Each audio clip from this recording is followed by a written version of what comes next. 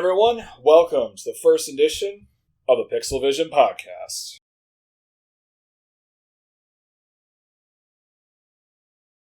8-bit music that we stole from OC Remix. I have my own music, thank you, that I commissioned. That's what every podcast does. They steal some remix from OC Remix and they don't credit. It's like, here's Chrono Trigger, but it has dubstep sounds. So it's not like the same thing, basically. It's different, we swear. We remixed it. Yeah. I mean, that's a little that's like YouTube tier instead of what OC Remix was intended to be. Yes. At the time, but that's a whole other topic. Alright, welcome. I am GamerR3Z, and today I am joined by DeftBeck. Hello, everyone.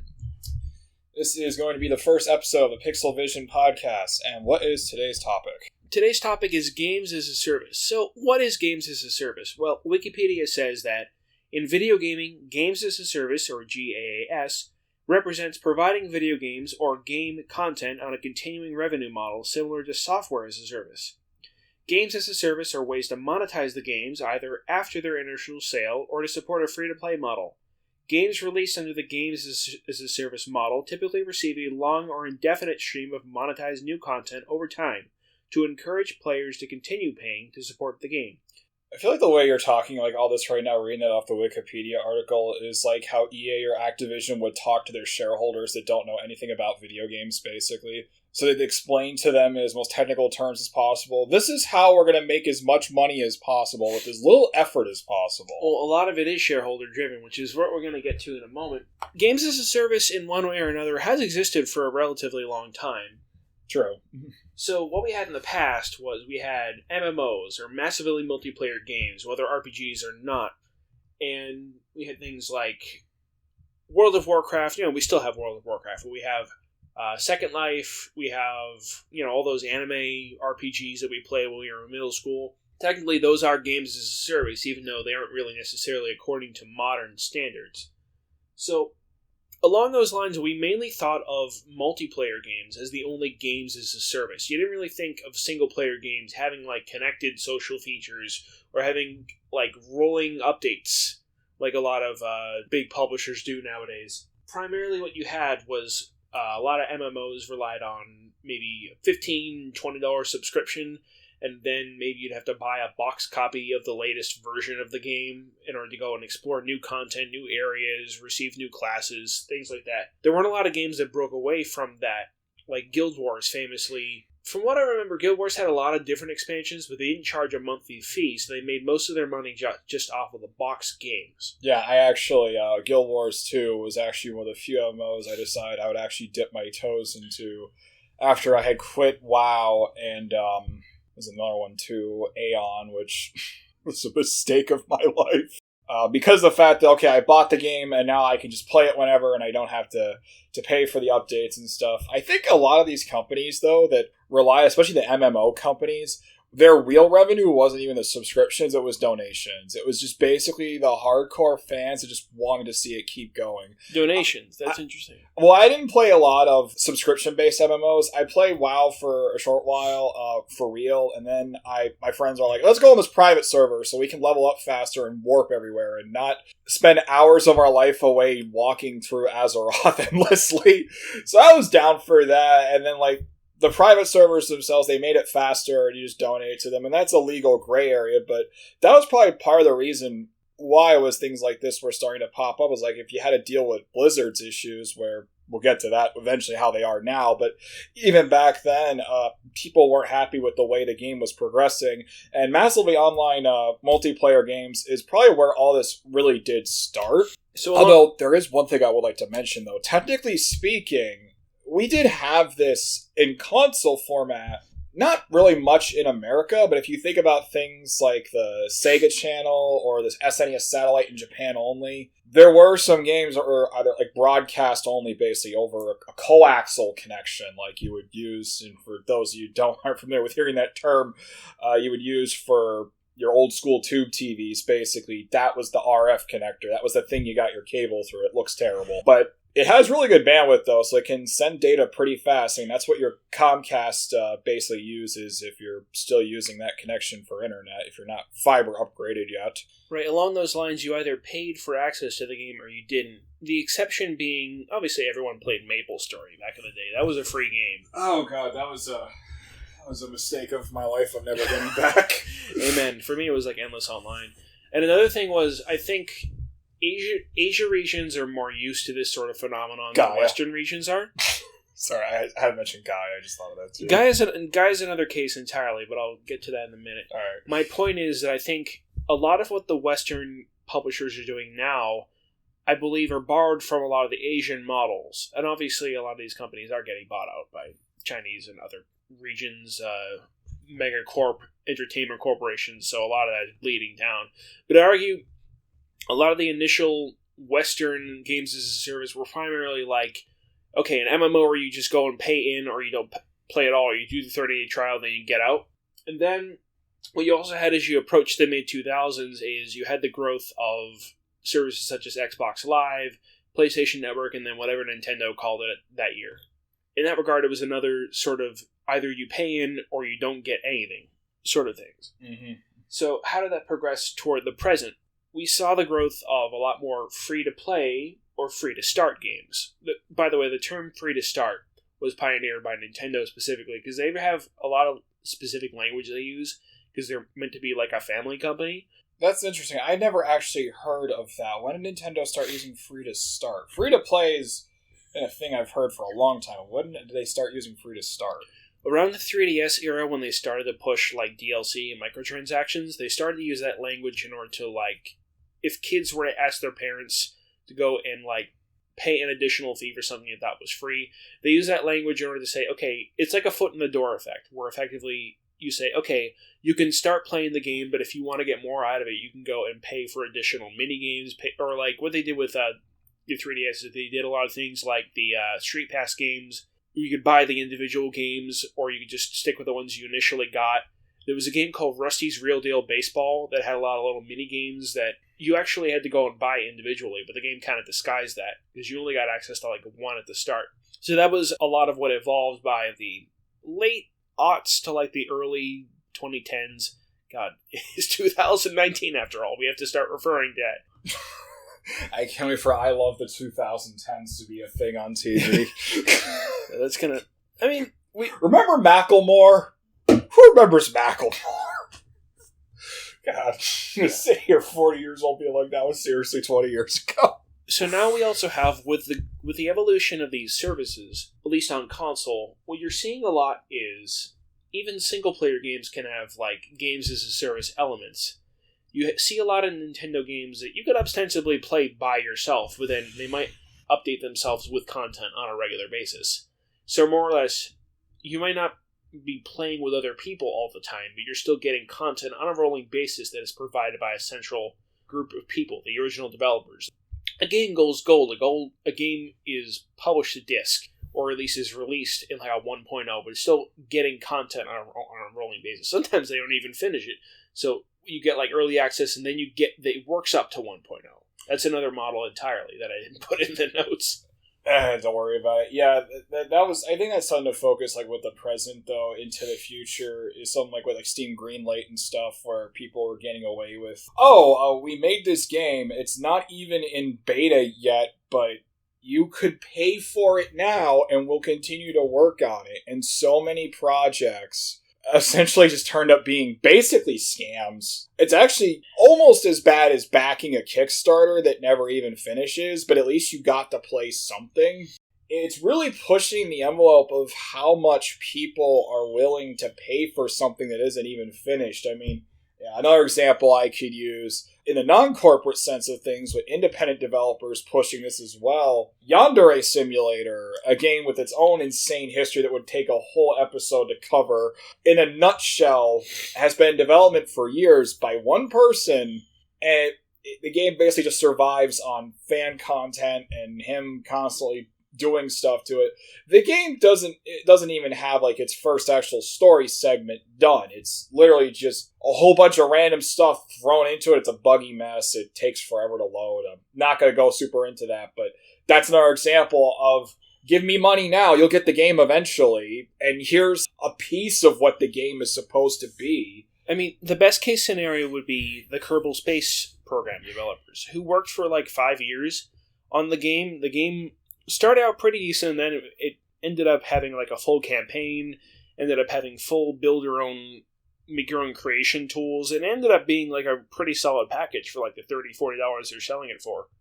Yeah.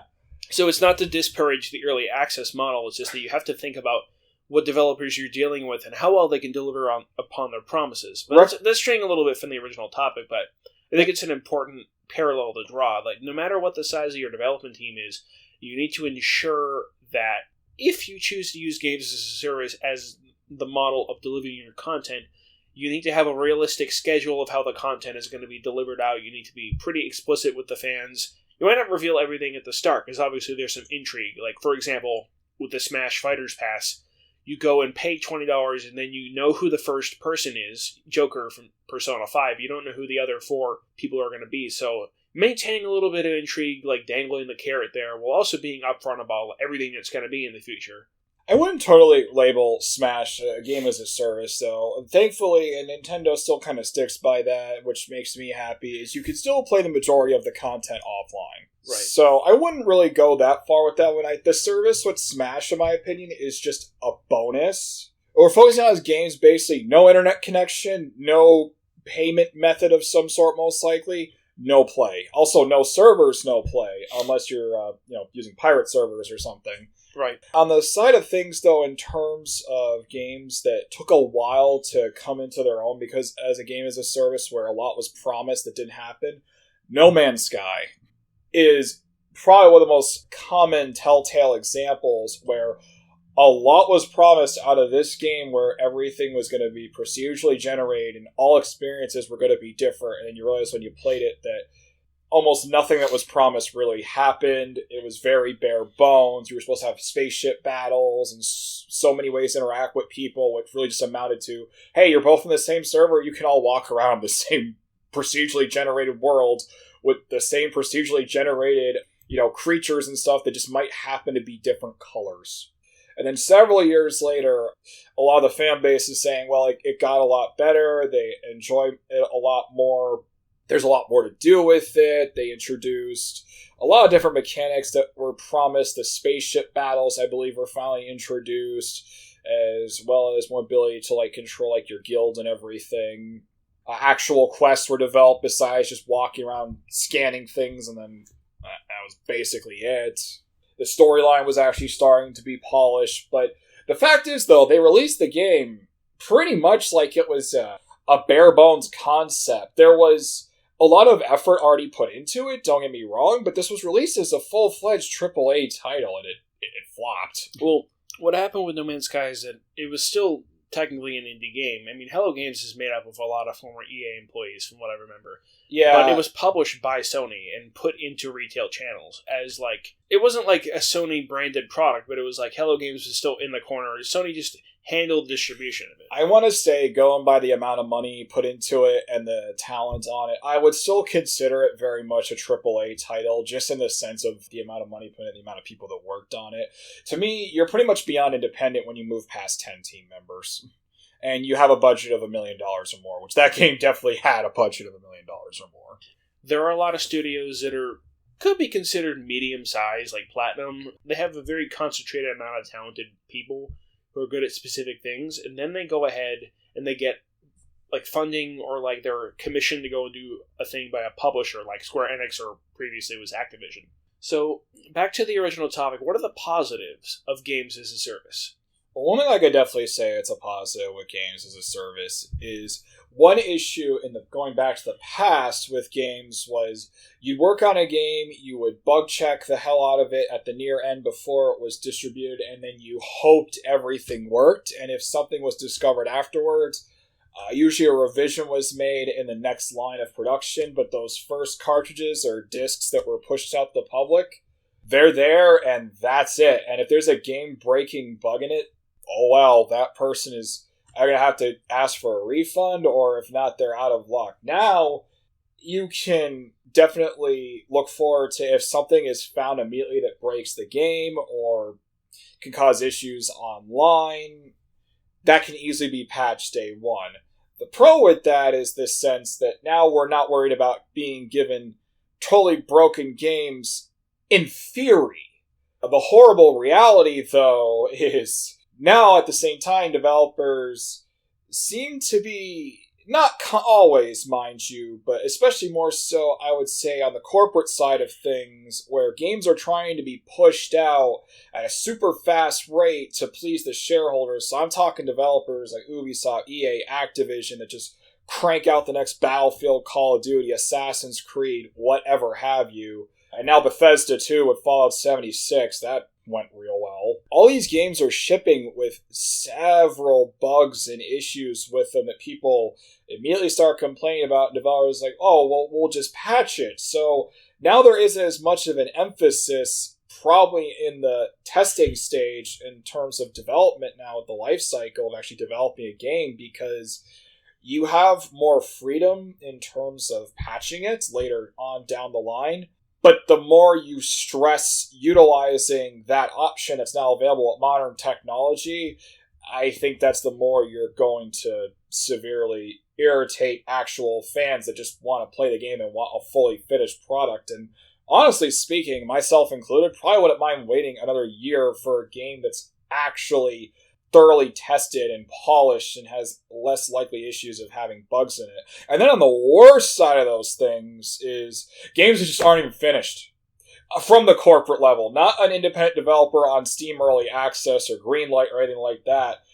I forgot which one. One of the Forzas, though, with Xbox One, literally, you did not get the whole game on the disc. Day one download was the rest of the game. That is just, in my opinion, unacceptable. That infamously also happened with Tony Hawk 5. Only the tutorial was done by the time the disc was pressed, and the rest of the game was downloaded. That's... Who said yes to that? But because that's another topic altogether, but it amounted to the contract was ending and they basically were asked to make the game in less than a year. That would be the biggest pro I could say. What would you say is also a really good pro?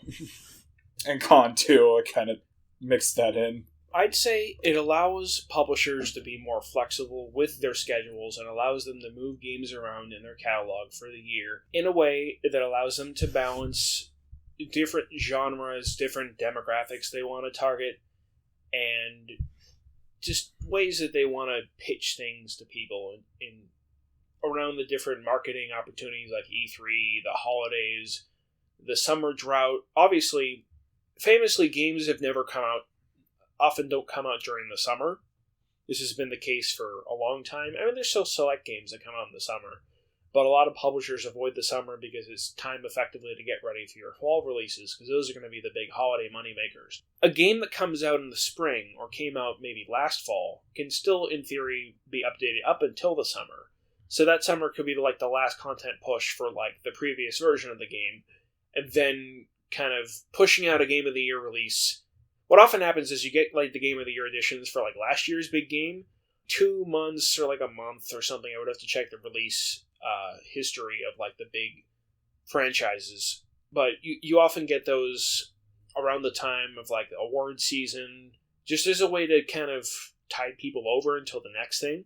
In that regard, like, I understand why it's being done. It's less because of greed, and in my opinion, it's more because it allows the pipeline to be more flexible and for publishers to go and control what amount of time and resources they want to spend at different times of the year.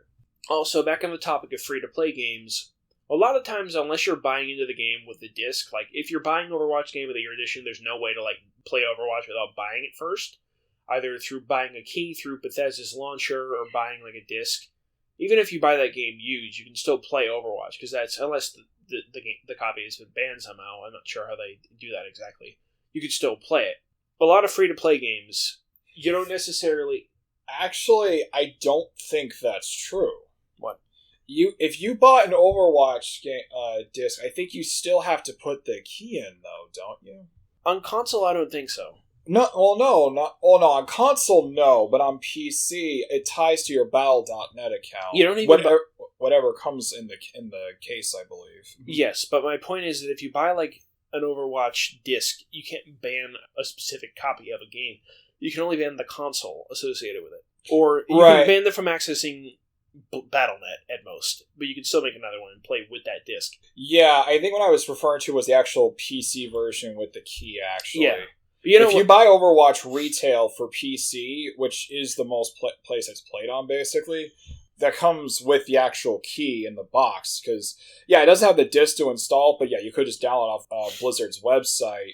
But without that key, you can't register the game to be part of your Battle.net, which is kind of how the whole DRM thing with that is working, and we'll get to that too, because DRM is kind of a product of this whole games as a service model that has beginning to seriously become the norm anymore these days. Right, but for the most part, games that are actually free to play, for the most part, unless they're structured in a way that incentivizes people to go and buy things that make them better than other people, for the most part, you don't have to pay anything. There are plenty of, like, especially in mobile titles, where there's a certain incentive to going and, like, what often happens is you get a game that uses, like, an energy system that says you can only do X per 10, 20 minutes, and then you have to wait, like, a certain amount of time for that to recharge. So more or less, you're not paying money, but you're paying with just time. If you can bear with that, then there are a lot of games that are friendly to a frugal, if patient, player. But for the most part, that's kind of where a lot of the positives end, to be honest. Yeah, and since you mentioned mobile, we might as well delve into some of the worst negatives of this service. And it's definitely on the mobile end. Yeah, I want to stay... It's easy to be very negative about a topic like this, but I do want to espouse that there are many benefits from the publisher and the consumer end, but not necessarily in the direction that... I don't want to sound like a corporate apologist or anything. I'm just... I understand what they would like to do, and I understand if they were forced to do it the completely other way, then I don't think we'd see the breadth and variety of titles that we would now. We might get games a lot less often. We might get games that are maybe, like, not necessarily as flexibly designed as they are now. It's interesting to play devil's advocate and imagine what it's like from a publisher's perspective. Sure, definitely. And I think, in a sense, though, probably a lot of the real issue comes from the shareholders and the publisher and not necessarily the actual game developers. Because a lot of game developers actually, especially legacy developers, ones that have been around for a long time, they got fed up with this. I mean, in talks of older companies that are still around now but are practically past their heyday at this point, especially the big three, Capcom, Konami, Square Enix. All three of them are super, super guilty of utilizing this and abusing it for the wrong reasons. Right. Also keep in mind that many of these publishers, aside from key figures, churn through their workforce pretty frequently. Yes. Capcom pretty infamously, when they were making, like, the previous Smash, and Sakurai asked people there, do you have any references for Mega Man? Capcom made Smash Brothers?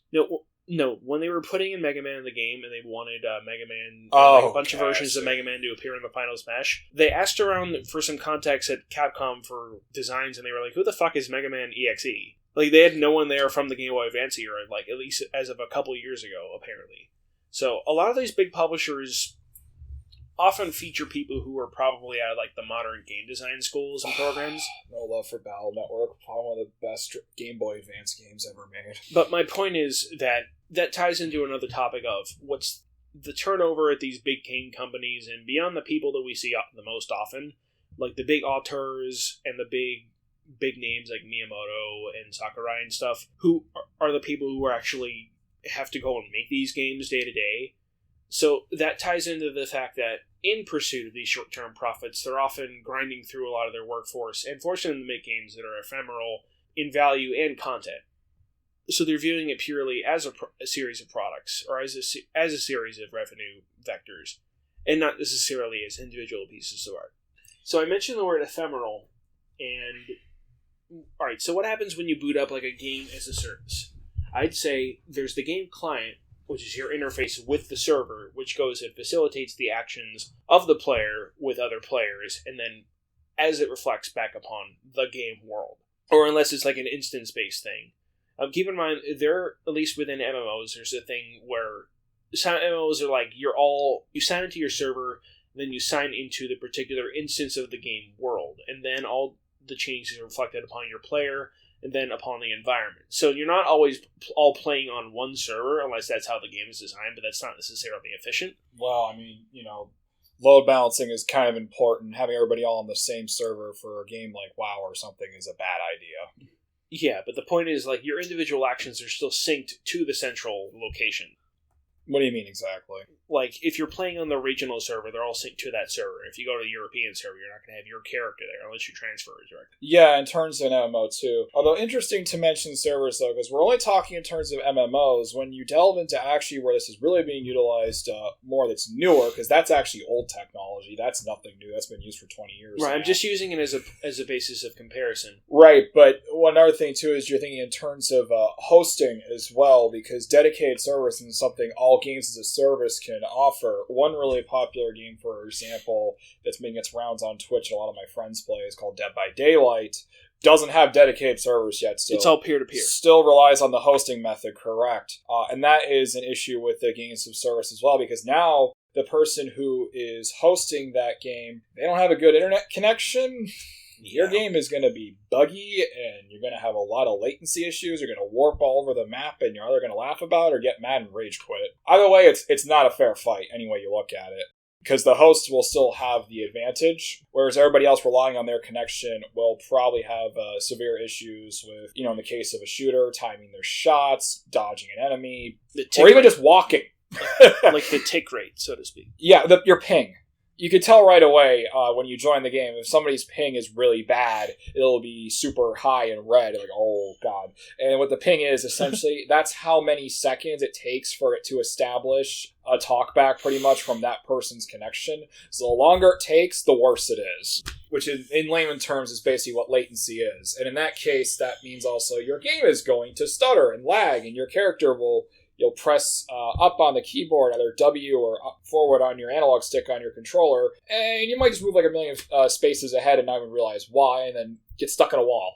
That very much can happen. That was a real issue with Gears of War years ago. Gears of War 1 was 100% all host-based. If the person in the lobby hosting had bad internet, forget it. A lot of most AAA, I would say, really high-end multiplayer-like shooters and stuff, though, do utilize dedicated servers now as well as matchmaking. So your characters aren't usually tied to a specific server like in MMOs, but more so they're probably using a series of servers that are all kind of cloning each other to make sure your account data isn't lost, hopefully. But they're moving between different servers. They're probably making a new instance of a server every time you start up a match, basically, by creating a new lobby. And that is also a pro, technically. When you have the money and the technology, I think games as a service flourishes better. But if you're an independent company, I would say more so, or maybe you're still big, but you are a bit lower on the food chain, like Dead by Daylight, for example, or maybe some other type of, like, not top down, what's the word for it, of that type of survival horror game? What is it when it's like the perspective is kind of like sideways almost? Third person? No, it was isometric. Isometric, that's it. It's like an isometric survival horror type game or something similar in that sense. If you don't have the money for dedicated servers or a team just not even working on the game, but just dedicated to making sure that experience flows smoothly, you're going to have problems. And I think that's one thing that plagued that. That's something that Epic was plagued with when they used the hosting method. Because I believe by Gears of War 2, they just went right to dedicated servers. Like, they just dropped that hosting service because it was bad. Also, I keep fixating on the past year, but it's important to note that from an archival perspective, many early MMOs and early games as a service are not actually playable anymore, at least legitimately. Because for a long time, a lot of games in like the maybe mid 90s to like up until like the early the late aughts, a lot of them used game matching services like GameSpy in order to go and pair people together with games, unless they had like serverless built into the game themselves. So for a lot of these games, which were fundamental to early multiplayer gaming experiences, like they're not necessarily playable anymore. No, definitely not. And that's a lot of why you'll see, especially in the case of console-based games too, there's a lot of fan-made private servers and stuff One recent development I found interesting and I would like to do one day just for fun is with a Dreamcast and a Raspberry Pi, you can actually play the original Phantasy Star Online again. That's amazing. It is. It's pretty cool.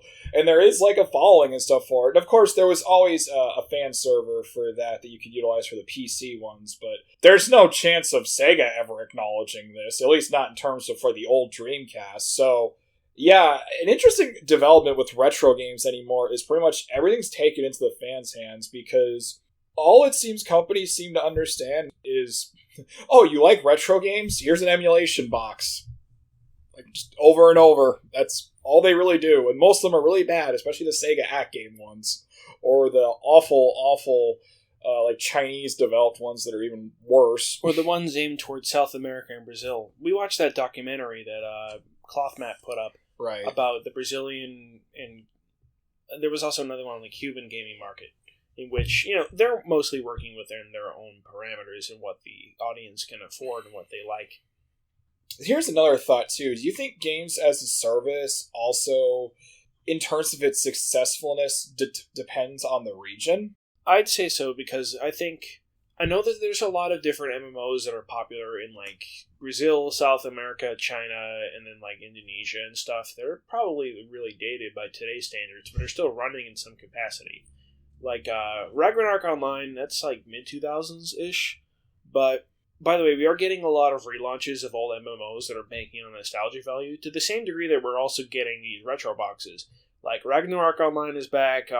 RuneScape famously came back as old school RuneScape. They're trying to push RuneScape 2, but I think a lot of people have a nostalgia for the original RuneScape, so they're putting that on cell phones. That's actually a nice little positive, where they're bringing back these games that people like in a way that's convenient for them, and in a way that pretty much encapsulates the original experience without a lot of compromises. It makes it kind of streamlines the experience. Yeah, I'm not against it. To me, it's always the more options, the better, basically, because not everybody, is as insane as you and I are, basically, with dedicated gaming setups and collect old games and stuff. A lot of people honestly just buy the newest release, then sell it back to GameStop, which I don't think is a good idea, but it's not my place to say. Yeah. But for those people that want to re-experience this, that don't have time to fill around with emulators like I did since I emulated Mario RPG on a PDA in 2004, these classic consoles are great for that. And if they want to do the same thing with games for service like old MMOs, I think that's actually pretty cool. I'd like to see that done more. I know Blizzard faced massive backlash when they completely just warped World of Warcraft to the point where it didn't even look like the original game anymore. And then they went after all the private servers that were hosting vanilla WoW like the original players remembered. But now they're doing WoW Classic. Yeah. Which isn't WoW Classic. Yeah. It's like what Blizzard thinks modern gamers would like of WoW as it originally was. Because I think there's a lot of things that are not palpable of the original WoW to modern players, and I think Blizzard's more or less trying to compromise, right? Yeah, mostly. In terms of World of Warcraft, now, other things, we'll get to that, especially on the mobile end of stuff. But I think with WoW, they've struck a good medium. At least with the way that MMO is based, you have different servers and stuff, so you could easily host the old game world on an old server, probably even just run separate characters on it, and that'll make people happy. Cutting down the private servers, I mean, I get it, legal stuff, but, that's the world we live in. People are gonna do what they want to do. If a company doesn't offer them a service, they're going to look for it elsewhere, especially in third world countries and stuff where, I don't want to say third world countries, but less off countries than, say, European and, United States or Japan, basically, where we're, in terms of gaming, we're a lot more fortunate in terms of the riches we experience, where, hey, all we got is basically a bunch of bootleg systems for 16-bit and maybe 32-bit if we're lucky, because that new PlayStation 4 is $800 converted USD. I don't think you want to buy that yet. Certainly. So I'm all for that. The more options, the better, definitely. Right, and then on a related topic, a lot of these free-to-play games famously utilize random chance in the forms of loot boxes and other sorts of fixed purchases to cover ends between major content updates. And more or less, you're paying for the chance to get an exclusive piece of content that is cosmetic, or even in the case of Modern Warfare, And the modern Call of Duty games that aren't titled that, what happens is you can get better guns than other people in these war chests. Yeah, and that's where the scales kind of tip back and forth of what is acceptable with loot boxes and content that you have to grind for either through playing the game or just spending real money. And again, this is where really it just comes down to greed. Like, the concept itself on paper, sounds great. Basically, okay, so every now and then I level up, like in Overwatch, I get a loot box, I get some random stuff. It's like getting a free booster pack of cards. But it doesn't affect the gameplay if it stays purely cosmetic. I think this model really was probably done best with League of Legends. I don't play the game much myself anymore personally, but I have friends that are religiously into it still to this day. And they always try to focus on that it didn't really matter if you spent real money on the game or not, because all the extra stuff was cosmetic based for the most part. And if you wanted it, you could play the game and you could get it, and you could get it in mostly a moderate amount of time. Whereas in the case of, my favorite game companies, EA, Activision, sarcasm. Yeah, I was going to say. Star Wars Battlefront! How many hours does it take to get Darth Vader if you don't spend money? Or like Capcom and the fight money to unlock people, where the angle is like, oh, you don't have to pay money, you can go and unlock X or Y character. And then you go and look at how Capcom is continually cutting back all the ways to easily earn fight money and basically pushing people to go and pay for them. Right. And that's where this is just being very scummy, in my opinion, is, okay, we're offering you both options. Good. But we're going to make it really, really, really, really not fun to do the non-paid for option.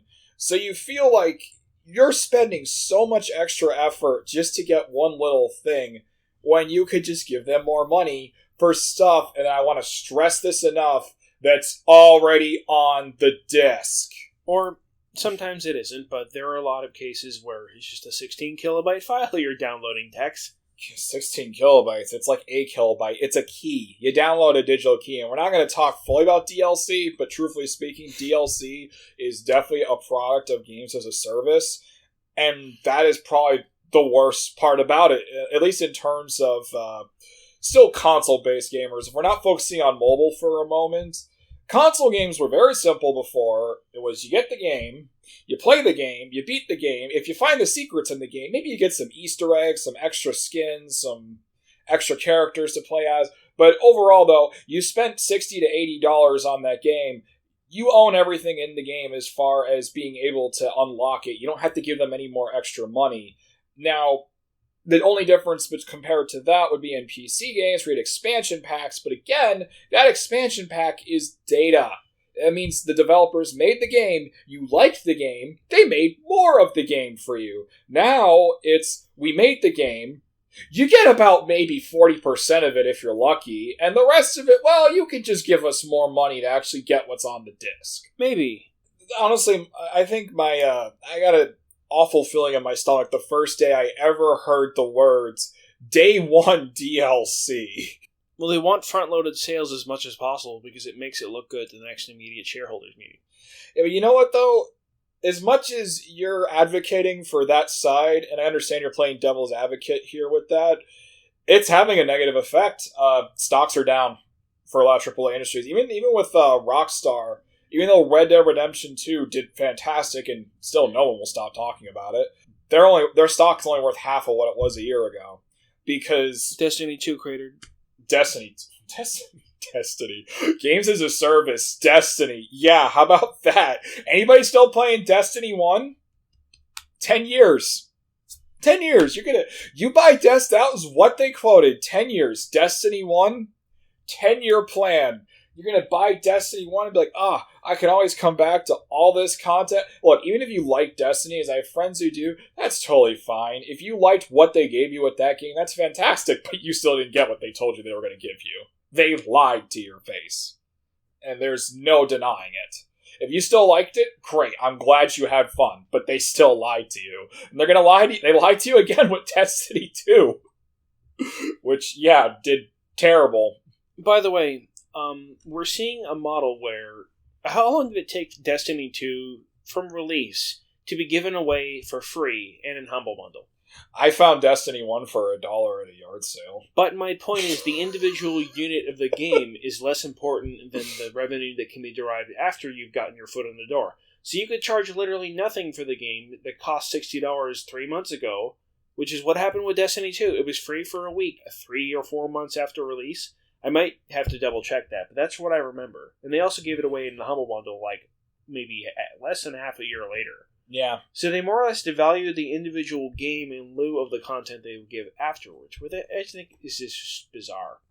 And that is a problem with this, is like the service itself, the ability for developers to give you that extra content or be able to cover up their mistakes if if an accident occurred, that's great. But when you start abusing it, and abuse is the key word here, that's when the backlash happens. Also, that devalues not only just your name, but it devalues the games themselves, because if you notice recently, there's a huge explosion in prices with the retro game market. This was even before Nintendo started their whole classic console stuff. This all started right around 2010, where retro games started creeping up. And the real reason why, I think, is because just the devaluation of franchises anymore. PlayStation 3 and PS4 games, Xbox 360, Xbox One games, aside from really rare titles that were probably actually completed, they're never going to be worth anything. 20 years from now, Call of Duty is going to be worth nothing. It was mass-printed, and it's a mess. You can't play the online. Whereas any Super Nintendo, Sega Genesis game, even the 32-bit era games, they all still work. Granted, as long as the cartridge is in okay condition, this disc isn't scratched to complete unplayability, they still work. You can buy them, and because of the scarcity, they're going up more in price because they were fully completed games. Bugs and all or not, there was a lot of attention, effort put into it, and you don't have to worry about servers still being active. You don't have to worry about spending $200 extra after paying $60 for the initial release, and you definitely don't have to worry about your game going from $60 on release to $10 a year from now, which is very real and something I never even thought was possible. Like, even back in the PlayStation 2 days, I always thought if I bought a $60 game, it's going to be worth at least $30, and yeah, that's not the reality today anymore. By the way, you mentioned Magic the Gathering earlier, right? Potentially, yes. So it's interesting. That is a game that effectively is like an offline version of like a service game, if you think about it. Think about it. It's maintained externally by an external publisher, Wizards of the Coast, that goes and refreshes the game. It's not as if like they can remove cards entirely from play. Oh, yes, they can, actually. Have you ever heard of ban list? Yeah, but that's for competitive play. You can still play Magic the Gathering from the beginning if you can somehow get the cards. If we were to discuss Magic the Gathering, I would need a whole nother segment. So but I'm just saying it's an interesting basis of comparison. It is an interesting basis on a sense of how games as a service started without the digital factor, since they were providing you with updates and stuff. Theoretically speaking, I kind of see what you're getting at. Like, okay, you bought this set, now here comes a new set. It's also similar in the same sense of old PC gaming, like I said. You bought the original PC game. You bought StarCraft, right? StarCraft was great. Everybody loved it. Blizzard made Brood War, which is an expansion pack to the original one. It uses the same assets, but they made completely new maps for it. There were a few new units and a whole nother story for you to explore. People loved it again. But what I'm leading into is we're seeing sort of hybrid approaches to this. We were playing Drop Mix earlier, which is a game that combines both physical cards and an online connected service. True. So in that regard, by the way, Drop Mix is the game that's like the music blackjack game by Harmonix, the people who made Rock Band. So in effect, you're using physical cards in combination with hardware that connects to their service and downloads like clips of songs to facilitate the gameplay. But they've said the game is going to be supported till at least 2025 or so. But after that point, they're just going to be cards. If you could somehow find some way to like archive the game and play it after that fact, it's effectively like you're limited to this span of time. Well, I think Drop Mix at least. You're limited to the app being supported. The app does, yeah, not entirely though. The app can work offline. Yeah, but I'm saying the app can only... obviously Apple's going to arbitrarily update their iOS so it's incompatible in 7 years. Yeah, well, that unfortunately, that still falls similar to the line of the PC aspect too, with compatibility issues. Like, you can't play DOS games without DOSBox on a modern PC. It's just not going to happen. One thing I want to say with DropMix, though, I don't see its real issue as being more of the service model with it, because, like I said, it can be played offline, or you can just keep your old iPad and not update it. I mean, that's an option, or whatever device you're using. Buy a used one for nothing and just keep that one on an old version. I mean, if you like the game enough. But that is the exact issue right there with something like DropMix, is I don't view it as a game based on a service model. I view it more like a peripheral game. And peripheral games are always just going to be very niche. They do not have the same appeal as, okay, you own a controller, okay, you get to play the game. Peripheral games need a special controller or something, like light gun games, dance games, like rhythm-based games, dance pad, guitar controllers, things like that, basically, or something even more far out there. Power Glove, if you want to go way far back, stuff like that. I think that's where DropMix is just going to stay. It's going to have the peripheral problem where someone that really likes it, they really like it, and they're going to support it. You're never going to get mass appeal, you just have to accept that. That is the way it is. And if they still like the game, they can still pick it up and play it anytime, like I said, with just an old version of iOS. But if DropMix's app does need to connect online, though, and they drop the servers, the game is effectively dead. And the cards themselves, well, depending on how bad people want them, will probably deteriorate into worthless. If there's no nostalgia attached to it, which, truthfully speaking, these days, it's really hard to create that sense of attachment, which is what a lot of these card games and even other companies trying to capitalize on their old IPs are going for, is nostalgia, which is in its own topic in a sense of both good and bad, the way it's being utilized within the current industry. Right.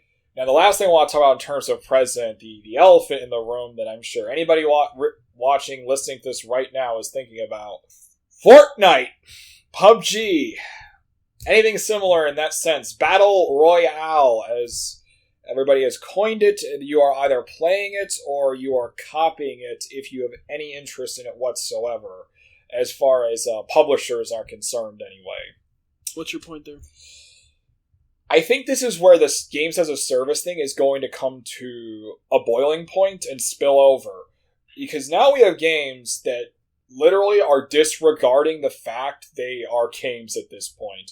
They are only focusing on the fact that they are a service, as that is their main grab. In the case of Fortnite, the game's original inception had absolutely nothing to do with what it is now. Its original title was Fortnite Save the World. I don't know the full aspects of where they were going with the story because they canned it, but it was more about working together in terms of the whole building and shooting mechanics and whatnot with it. And they released the multiplayer beta and then just scrapped it when they saw money.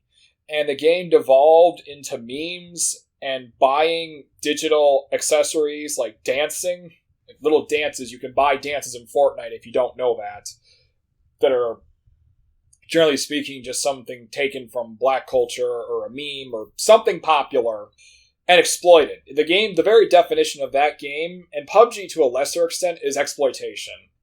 Is really what I think it really boils down to, is incentivizing someone to spend money on V-Bucks, as they're referred to, digital currencies, which have existed for a long time, on nothing. Things that don't exist. To the point where that's the only game's real grasp. So stop being about the game and it started being more about how much digital stuff can I buy for the game that might not even be around in a few years. I mean, what if Epic Games announces Fortnite 2? Okay. What about Fortnite 1? Well, the support for it drops off and all the money you spent on it is out the window. How comfortable are you with that notion? I mean, sure, years ago, we were suckered as kids into buying stuff, collecting Pokemon figures. Here's the difference. I can still throw them on eBay and make something off it. I can give them to some kid or something to play with. I can pass them down to potential offspring or something. What do I do with all my digital Fortnite stuff? The servers are shut down. Nothing. I threw money in a toilet, effectively. That's the honest truth, though. That's how I see it, anyway. That brings me to an interesting topic kind of on the side. A lot of games as a service are also being pushed toward the streamer crowd, which streaming content, as much as we hate to admit it, is also a form of ephemeral media. Yes, we do have YouTube content that is more or less like, unless it's taken down for a stupid reason, which is probably the most common form of YouTube action. Demonetized! What often happens is you see games being designed around the idea that they can be streamed. Amazon acquired like 3 different studios, including the one that made Killer Instinct, and their whole appeal with that is they immediately put them to work making like a couple games that were all based around the idea of tying directly into Twitch and having the audience interact directly with the player. They had one game that was like a parkour racing game that I forgot the name of, but it was in like beta for a while, and it was designed around the aspect of the audience directly interacting with the players and causing traps to trigger and causing things to happen. That sounds really cool, though. I actually did not know that. I support that. It's been canceled. God damn it! That sounded cool. I like that. That's innovation. That is what we need to focus on with utilizing games as a service, is innovating, finding new ways for people to play, not basically pawning them out of their money, utilizing what is just basically disguised gambling tactics, because that's what it really comes down to. It's gambling. But my point is, you're never going to be able to really capture that moment of being able to go and interact with a particular person at a particular time with a particular game, except in the moment in which the action is being occurred. True. Unless you're watching a VOD, but at that point you're watching something that already happened. Yeah. You're never going to be able to capture that moment again. You can never, like, virtually witness a stream and virtually interact with a chat that is simulated in front of you. It's more or less, again, tying into the ephemera concept. It's being pitched toward people who are going to be engaged with it at a given moment. But for anyone in the future, they can never experience that again. Yeah. And it's like you'll never be able to experience TF2 as it was in 2009, like at its height. No, again. No, you won't. No, that's never happening. How many hats do you own? Yeah. I don't miss that life. So we should move on to the future aspect, I suppose. So how games as a service are going to evolve, and this is happening sooner than we think. By 2020 or so, we're going to see 3 new versions of the Xbox. One of which is going to be like the Pro version, like the Xbox One X one's the standard version.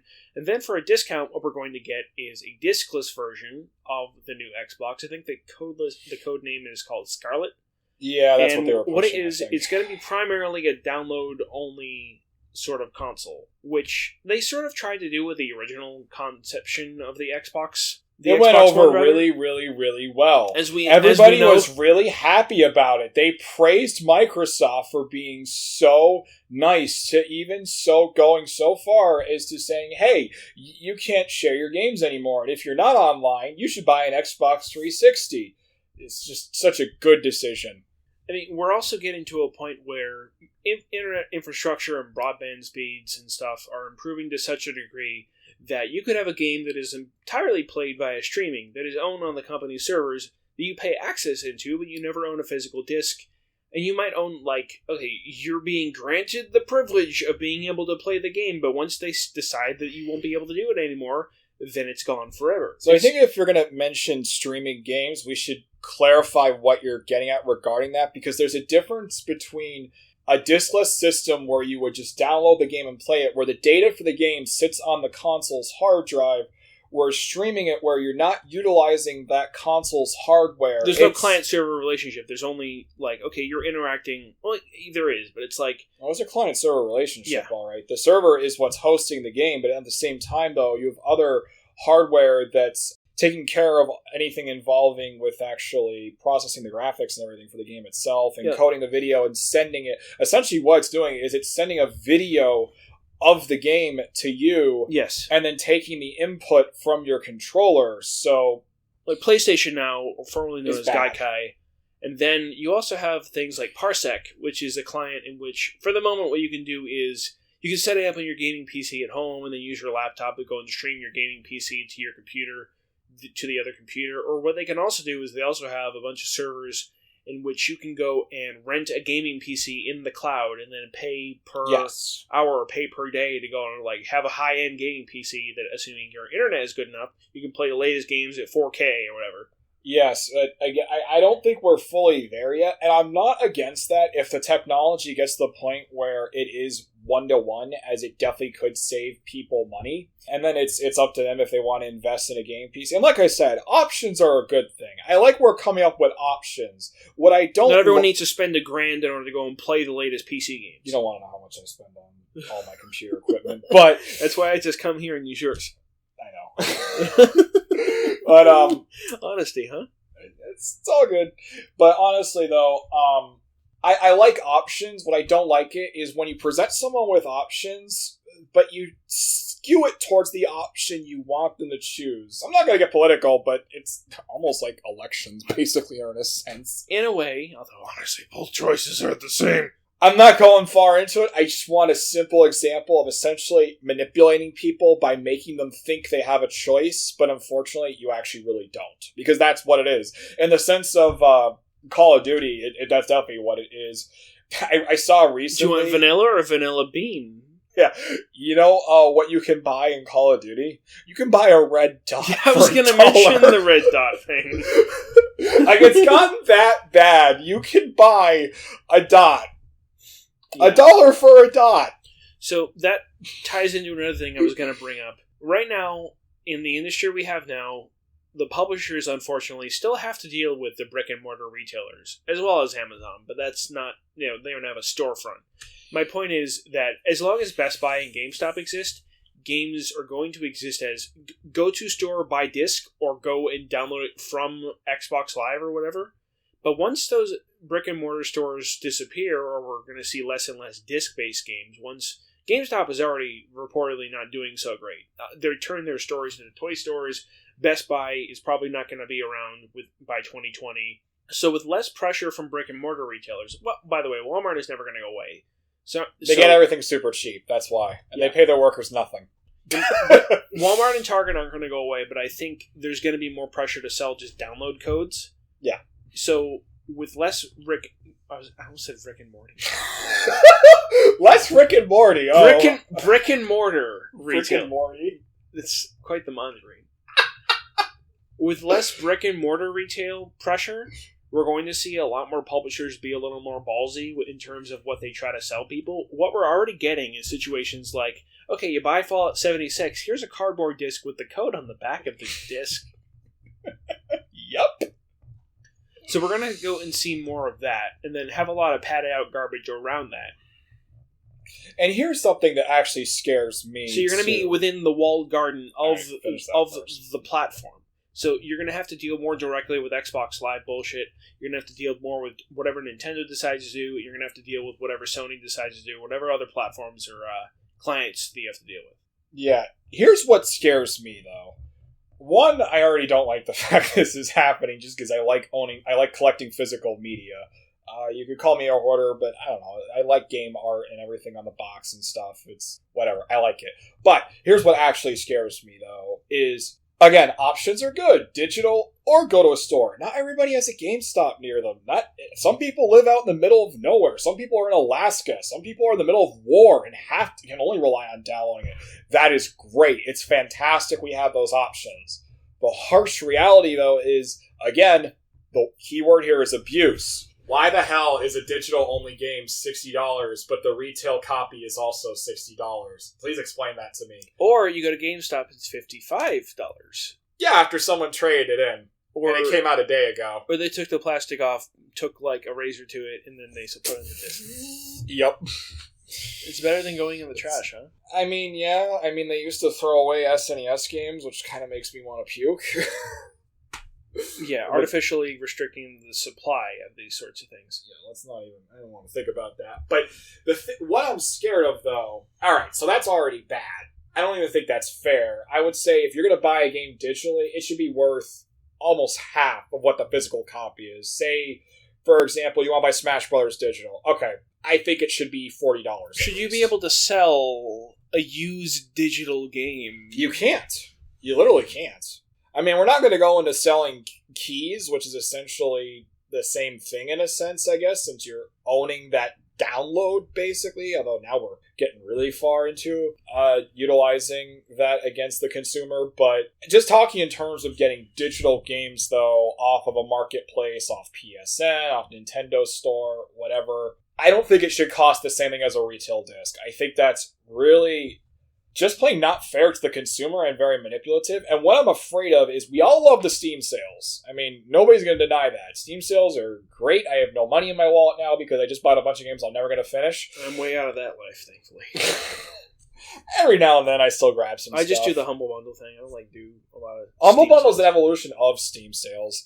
Services like Steam, Humble Bundle, they're all the same thing. Newsflash, Humble as of How long are they going to be around? Well, Humble is owned by IGN. But think about this, though. If retail goes away completely, what reason is there for there to be great sales like this anymore? I mean, first off, the secondary market, if retail goes away, is dead. Game stores, dead. Selling games used on eBay, dead. Not going to happen. You think all those indie game stores are just going to go away? Oh, no. They'll still sell retro games and stuff, but I mean... Everything will be retro at that point. 30, 40 years from now, you think they're going to be around? Well, and maybe in a museum. Sure, but there's still Atari stuff being sold at those stores. That's the equivalent distance. That was also printed to oblivion, though, because that contributed to the crash and everything before Nintendo revitalized video gaming in the West. But what about the UK, brother? Yeah. Games crash never occurred in the UK. Can't forget about the Speccy, the C64, the Amiga. Yeah, that's true. The older computers, that's right. The older PCs, basically, before Windows and stuff dominated. Yeah, the gaming market, well, that was the thing. Like, computers stayed okay. They kept going. Gaming crashed in the West, and computers kept going. That's a different topic, though. Yeah. What I'm trying to say is, if we lose retail completely, for new releases, let's not talk about old stuff. For new release, we lose retail completely. No more disc-based games, no more cartridges. It's all download only. What incentive does a company have to give us sales anymore? Or at the very least, give us good sales. Like, I'll be like, oh, this game that came out a year ago is $10 off. Well, let's think of what happened to the CD market. How would that compare, though? Well, have CDs gone away since iTunes has dominated digital markets? Since Technically speaking, the only people that buy CDs, generally speaking, aren't computer savvy. But or they like Korean pop. Yeah, imports, but we're not talking imports. We're talking. Well, also it's important to consider that different markets have different preferences in terms of digital and physical distribution. Asia loves physical media. They do not. Spotify only launched like last year in Japan. And even then, their subscription numbers are way under other platforms. Yeah, but CDs have not gone away, even in the West, primarily because of Walmart. Yeah, well, you know what else too? Main buyers of CDs, like I said, aren't very tech savvy. I can tell you for a fact the best-selling CD genre is country. No offense to anybody that likes country, but the general country fan doesn't want to, or doesn't know how to either utilize Spotify or pirate or use iTunes or whatever, or even just listen to it on YouTube. Like, they just don't want to. They want to buy a CD and they want to put it in their boombox and they want to play it at the bar or with their friends or whatever, at the honky tonk or whatever. They do not want to listen. They don't want to stream music, is basically the key point.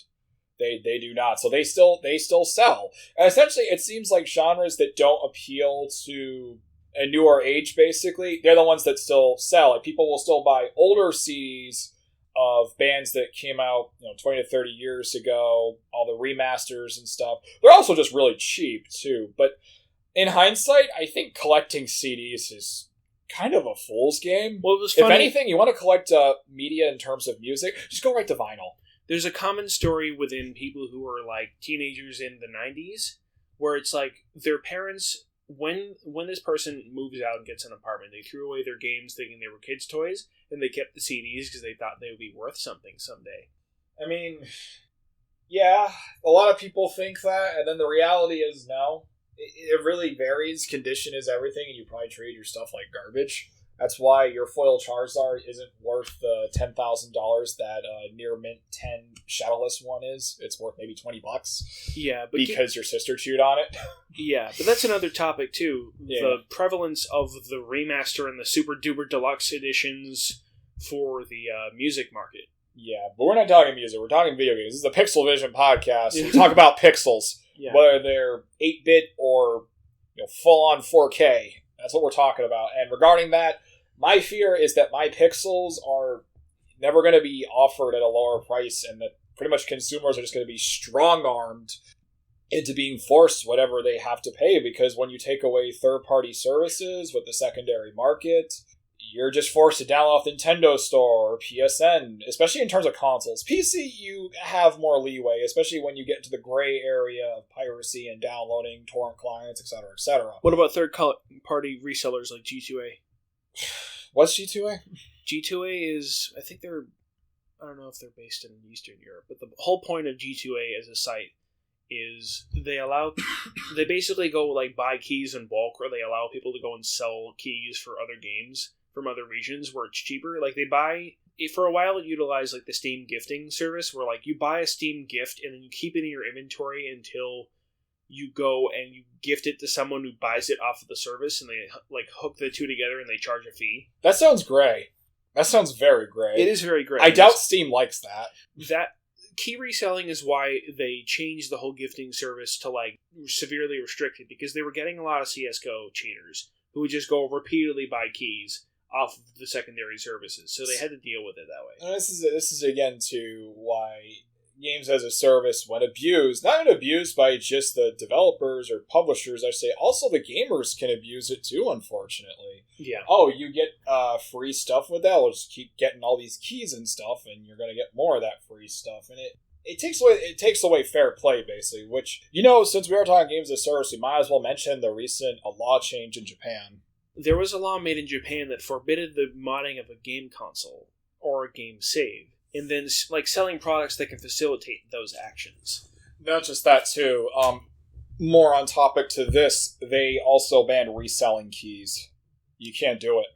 You can't, like on Japanese eBay, or actually Japan loves Yahoo far more than eBay. Yahoo Auctions, JP, yes. Yeah. You cannot resell a game key, which, yeah, that in itself too is again also strong-arming the consumer when you think about it, because they have a lot of the graphics cards and stuff where, okay, if they gave you this is where I'm okay with these options. If they gave you a retail disc, that means they had to put more effort into manufacturing it, and obviously that deal the graphics card is gonna cost more. But let's say, for example, you buy a new graphics card and it came with the latest Assassin's Creed or whatever, and you got a key for it. Well, that's cool. It saved you a couple bucks. But let's say you didn't want the game, though. You could have made a little money off it. Now you can't throw it on eBay. Not if you're in Japan, anyway.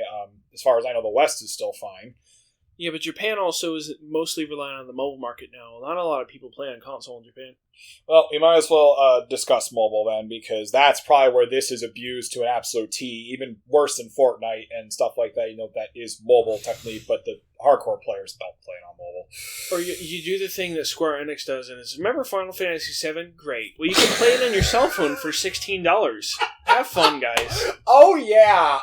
Let's talk about what old developers are doing first with mobile games as a service. Then we'll move on to what's happening now in the future with that as well. Again, it's important to distinguish what we remember as Squaresoft back in 1996 or 97, and what the modern Square Enix is, and what their employees are, and what their management is.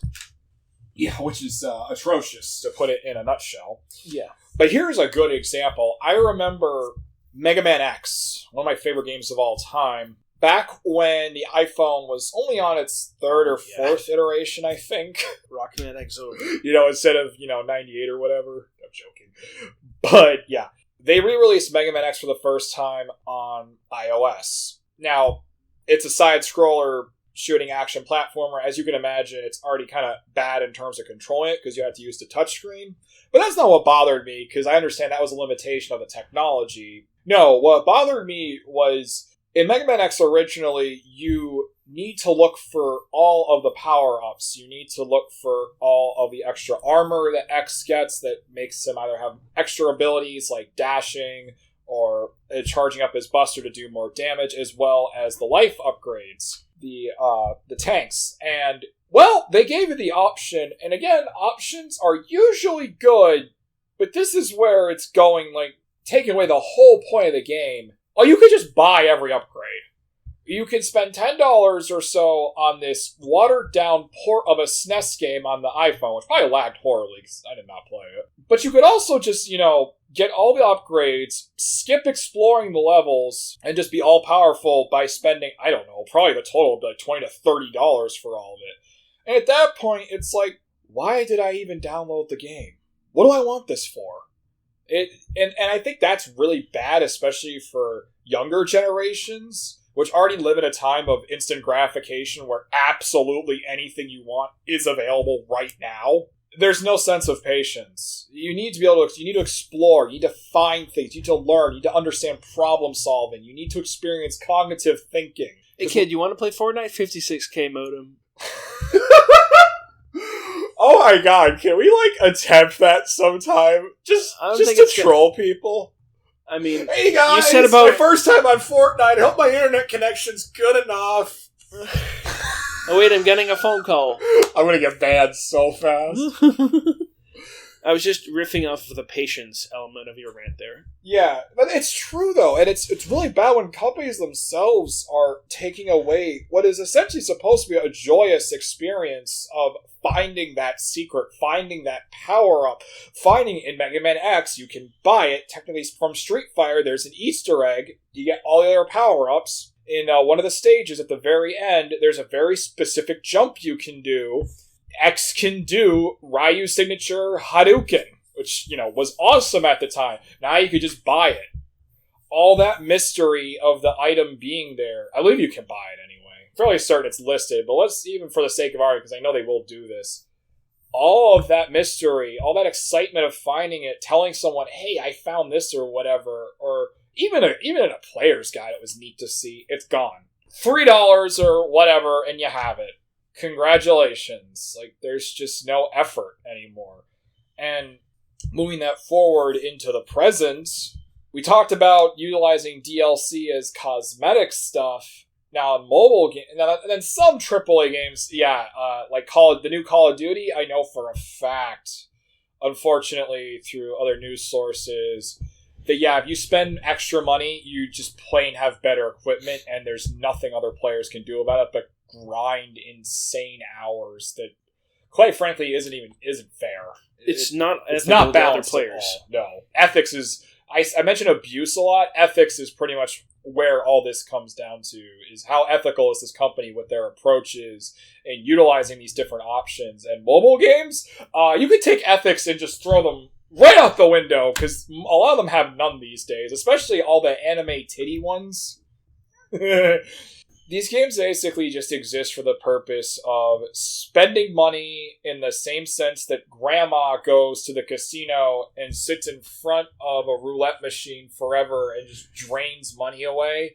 It's the same concept in your phone. It's bye-bye pension! It's basically, my grandson didn't need to go to college. It's the very definition of a massive dopamine overdose, and it's accessible. Honestly, it's worse than, in my opinion, smoking in terms of how easily accessible it is, because kids can do it. And I'm not trying to sound like some crazy mom, I don't want my kids playing those evil video games. No, video games can do a lot of great things like any tool, but like any tool, they can be used for good and bad, and in this case, it's very bad. And the reason why it's bad, there's no substance. Even worse than Mega Man X just being a port of a game, a watered-down port, it was still a game. Now it's essentially just a dopamine rush. It's, I got the thing, I threw more money at it, and hopefully I get more of the thing, but in the reality is, you're spending money on something that gives you a very brief high, basically. You unlock that super extra rare digital card. What are the name of those games, the Azura Lane, stuff like that? And if you like them, good for you. And maybe some of you can play them without spending any money, and if that's the case, great, it's good that you have self-control, but these companies aren't banking on you. They're banking on someone that literally just gets out $2,000 out of their bank account a month and dumps it into this digital-only game where they are never going to get an ROI of any kind. Absolutely no return on investment whatsoever. They can't resell it. They can't get that time back, and worse yet, too... Whales. Yeah, whales. Oh, yeah. And not just that, too... Do we really want these experiences to be mainstream? I mean, think about it. If you go to see a movie, you come out of the movie, you want to talk to people about it. You want to talk about the characters, you want to talk about what happened, what you liked, what you didn't like, what you want to see out of a sequel or something. And it's the same thing with games. As games got more and more progressively technically competent, we saw things go from Pong Magnavox Odyssey, all the way to huge stories that they've surpassed movies, actually, technically speaking, in terms of gross profits.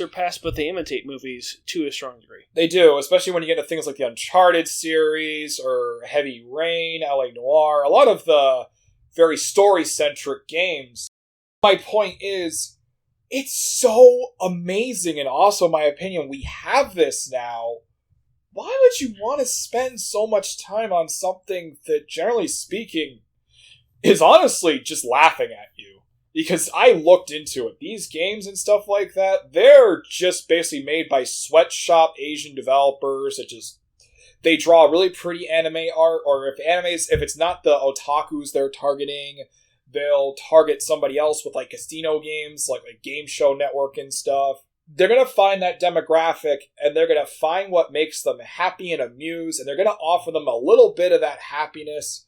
And then if you want any more of it, any more of that fun, you got to cough up copious amounts of money for what essentially is just the same thing as basically doing drugs. It's get that another high, that another drink, but it really amounts to nothing. I mean, aren't there worse socially acceptable vices that are perpetrated by industries even more lucrative than video games? I would say there are, but I think video games are getting to the point now where years ago they were just something that Outcast did. Same thing as card games, same things as Dungeons and Dragons. But truthfully speaking, I think video games are getting to the point where they're the ultimate form of interactive media. That much can't be denied. As long as it remains interactive and it doesn't become an experience where you have to just sit there and then clap when something happens and press X so something cool happens. Oh, you mean QuickTime events? I think they're finally going away, at least. That's one thing that went away. Yeah, but in conclusion, I believe that games as a service is a great way for a game to be dynamic and responsive to a player base, but they should be designed in a way that is ethical towards the players and doesn't just drip feed content that has been set there 2 years in advance. Yes, I agree with that. I think what we definitely want to focus on is just moderation. It's just being fair, basically. Options are great. The ability to do all this is great, but don't take advantage of it. Don't release games that are unfinished and just okay, you just download it later. Have respect for your actual fans, your consumers. Any company that still abides by these types of laws or even shows an inkling of respect to their fans, they're the ones that are going to last. They're the ones that are going to be around. Or your Games Workshop. All right, I think that's good. Thank you very much for watching, listening, whatever on YouTube or whatever else I upload this to. There'll be links and stuff below if you want to download it. I've been GamerR3Z. This is DeftBeck.